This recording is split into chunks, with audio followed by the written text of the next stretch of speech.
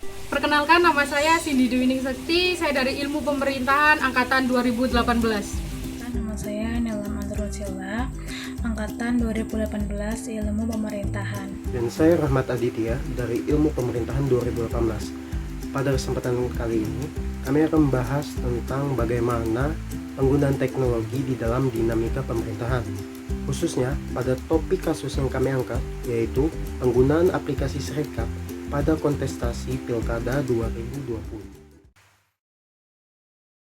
Hadirnya perkembangan teknologi yang begitu pesat tidak bisa dipungkiri telah mempengaruhi berbagai dinamika kehidupan, tak terkecuali dinamika yang ada di dalam pemerintahan. Mulai dari hal-hal berkaitan dengan administratif, pelayanan, hingga pengawasan, semuanya sudah terdampak oleh digitalisasi. Tentu hal ini akan menjadi berita baik jika pelaksananya efisien dan konsisten, karena segala proses akan menghasilkan kinerja yang efektif dan bisa menghemat banyak hal, seperti waktu, tenaga, dan biaya. Salah satu contohnya adalah hadirnya aplikasi rekapitulasi suara di dalam pelaksanaan Pilkada 2020 yang baru saja selesai digelar kemarin. Aplikasi tersebut diberi nama Sirekap. Sirekap atau Sistem Informasi Rekapitulasi merupakan perangkat aplikasi berbasis teknologi informasi yang berfungsi sebagai sarana publikasi hasil perhitungan suara dan rekapitulasi hasil perhitungan suara, serta sebagai alat bantu di dalam melaksanakan rekapitulasi hasil perhitungan suara pemilihan. Model aplikasi ini hampir sama dengan aplikasi situng yang digunakan pada pemilu 2019. Namun yang menjadi pembeda adalah pada aplikasi situng, sumber data yang direkap berupa scan C1 yang nantinya akan diinput secara manual oleh tenaga manusia. Sedangkan pada aplikasi Sirekap, sumber data utama merupakan hasil foto dari formulir C hasil KWK yang dulunya disebut C1. Yang mana nantinya ketika sudah diinput oleh pihak KPPS, data tersebut akan langsung tersimpan ke dalam sistem pusat data milik KPU Republik Indonesia, yang mana hasil persentase jumlah suara baik per kecamatan maupun kabupaten secara otomatis akan terhitung. Diklaim bahwa data yang dikumpulkan dalam Sirekap dipastikan aman, karena memang sistem dalam Sirekap dibuat langsung oleh KPU bersama dengan tim dari Institusi Teknologi Bandung, serta juga sudah diaudit langsung oleh Badan Pengkajian dan Penerapan Teknologi dan telah dinyatakan memenuhi syarat. Pada awalnya, aplikasi Sirekap diproyeksikan untuk digunakan pada pemilu 2024. Akan tetapi, KPU berinisiatif menerapkannya pada Pilkada 2020 sebagai percobaan pertama menjelang pemilu, dan aplikasi ini kurang lebih disiapkan selama 1 tahun sebelum Pilkada dilaksanakan. Ketua KPU Arief Budiman menyatakan bahwa sudah mengusulkan agar Sirekap digunakan sebagai rujukan utama penentuan hasil Pilkada 2020 dengan alasan untuk mengurangi resiko penularan COVID-19. Akan tetapi, usulan tersebut tidak disetujui dalam rapat bersama antara KPU, DPR RI, dan pemerintah. Oleh karena itu, hasil rekapitulasi melalui Sirekap tidak menjadi sarana penentuan hasil kemenangan calon kepala daerah di Pilkada 2020. Sirekap hanya dijadikan sebagai tempat publikasi dan quick count versi resmi dari pemerintah. Pertanyaan selanjutnya adalah, apakah pelaksanaannya sudah cukup baik? Apa saja kendala dan permasalahan yang ditemukan pada saat di lapangan? Baik, di sini saya akan menceritakan beberapa pengalaman saya mengenai penggunaan Sirekap, karena waktu Pilkada kemarin saya merupakan salah satu operator utama dari Sirekap itu sendiri. Pada mulanya kami para operator utama diberikan bimbingan teknis 2 kali mengenai Sirekap itu sendiri. Selanjutnya untuk mengakses Sirekap itu sendiri hanya bisa dilakukan oleh operator Sirekap di setiap TPS. Awalnya kami menyetorkan NIK dan alamat Gmail yang kemudian diverifikasi oleh operator pusat.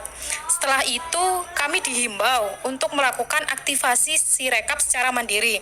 Akan tetapi, dalam pelaksanaannya, saya dan beberapa operator TPS lainnya mengalami kendala, yakni server down. Sampai sekitar 3-4 hari, kami mengalami server down, jadi kami tidak bisa mengakses aplikasi Sirekap itu sendiri. Bahkan sampai pada hari H, Sirekap ini terus mengalami kendala seperti server down yang hasilnya Sirekap ini pun tidak dapat digunakan secara optimal sebab dalam pleno rekapitulasi hasil suara pilkada di Kabupaten Malang khususnya dilaksanakan secara manual di setiap kecamatan.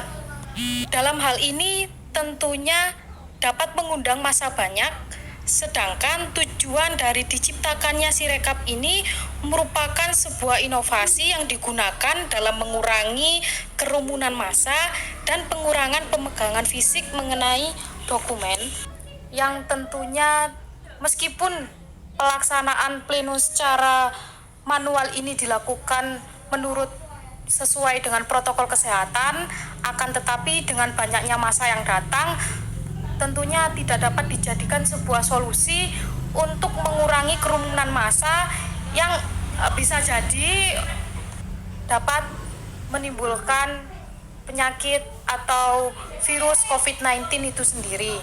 Maka dari itu, dari pengalaman yang saya lakukan ini tadi, dapat dikatakan bahwasanya optimalisasi pelaksanaan dari aplikasi Sirekap itu sendiri kurang optimal karena tidak dapat terlaksana sampai tuntas. Dan sampai sekarang pun, bahkan sampai ditetapkannya pimpinan daerah, karena saya di Kabupaten Malang, jadi sampai ditetapkannya Bupati dan Wakil Bupati Kabupaten Malang, aplikasi Sirekap mandek dan tidak ada kejelasan dari operator pusat atau panitia terkait.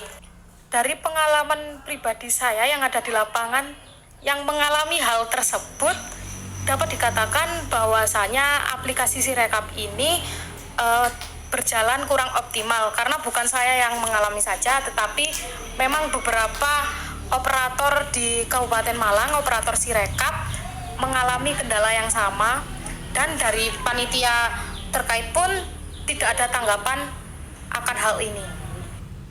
Tidak bisa dipungkiri bahwasanya penggunaan teknologi di dalam suatu proses kinerja akan membuat semuanya menjadi lebih mudah, cepat, dan efisien. Sama halnya dengan Sirekap pada pelaksanaan Pilkada 2020. Akan tetapi memang jika hambatan-hambatan yang ada tidak bisa diselesaikan, maka hanya akan menghasilkan permasalahan baru. Tentunya hal ini harus mendapat perhatian lebih dari pihak terkait, khususnya pihak pelaksana, dan harus segera dicarikan solusi penyelesaiannya. Apalagi memang mengingat nantinya aplikasi ini sendiri akan diproyeksikan ke dalam proses pelaksanaan pemilu 2024, yang mana kita ketahui sendiri pada proses pemilu itu akan jauh lebih besar skala dan jangkauannya ketimbang dengan pelaksanaan pilkada, sehingga semuanya harus siap dan sebisanya permasalahan-permasalahan yang berpotensi muncul bisa diminimalisir, sehingga pelaksananya bisa berjalan dengan lancar dan hasil yang didapatkan bisa maksimal. Dari apa yang kita temukan di lapangan, atau mungkin yang teman-teman sudah lihat sendiri bagaimana pelaksananya kemarin, memang masih banyak hal-hal yang harus dikoreksi dan diperbaiki. Kan tetapi memang dari hal tersebut juga sekiranya kita bisa tahu apa saja yang harus diperhatikan dan bagaimana solusi yang mungkin bisa dilakukan. Jadi ada beberapa poin yang memang harus diperhatikan dalam pelaksanaan ataupun pengadaan teknologi ini sendiri. Yang pertama adalah kesiapan teknologi yang berkualitas. Semisal kesiapan dari sistem aplikasinya itu sendiri ataupun kesiapan dari sistem penyimpanan atau penampungan data di pusat. Hal ini dilakukan untuk menghindari hal-hal yang tidak diinginkan, seperti contohnya server down ataupun tidak bisa login dan lain-lain. Selanjutnya yang kedua yaitu adalah pemahaman baik dari panitia, peserta maupun masyarakat mengenai mekanisme dari aplikasi ini sendiri. Dan yang ketiga, mungkin ini hal yang sangat penting, yaitu adanya ketersediaan jaringan internet khususnya di TPS-TPS yang melaksanakan proses pemilihan. Apalagi mengingat jika memang nantinya bisa terrealisasikan ke dalam proses pelaksanaan pemilu, tentunya kita ketahui sendiri masih banyak daerah yang tidak terjangkau internet, dan bagaimana nantinya sebisanya daerah-daerah tersebut bisa terjangkau oleh jaringan internet dan bisa melaksanakan atau bisa menggunakan fasilitas dari Sirekap ini sendiri.